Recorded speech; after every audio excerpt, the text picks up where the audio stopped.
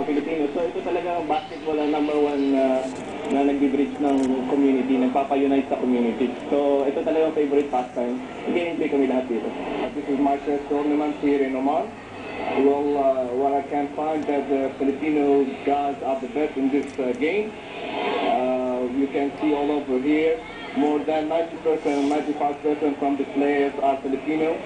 Bukod daw sa mabilis, mga galing at delikado sa bawat laro ang mga Pinoy.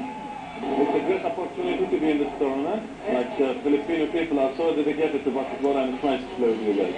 Kaya naman buo ang suporta ng kanilang ibinigay nang muling magpaliga ang mga opisyal ng SEED Basketball League. It's nice to hold all the Filipino teams and the other teams in our club.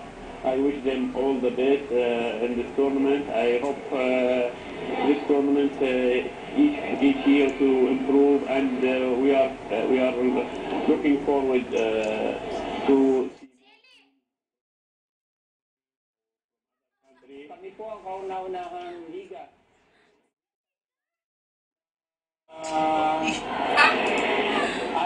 Under po kami ng Oman Basketball Association sa pagtutulungan ng team club.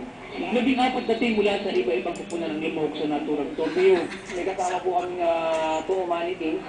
At ngayon po ay kami umaabot na sa 14 na grupo na Pilipino. Para sa mga Pinoy dito, basketball ang kanilang paraan para mas lalo pang pag-ibayuhin ang samahan ng mga Pilipino at mga Omani, laban ng pangungulila at pagkabagot. Ito po yung magandang aliwan ng mga OFW dito sa Oman. Pagka itong magandang libangan namin, kami pa sa oras.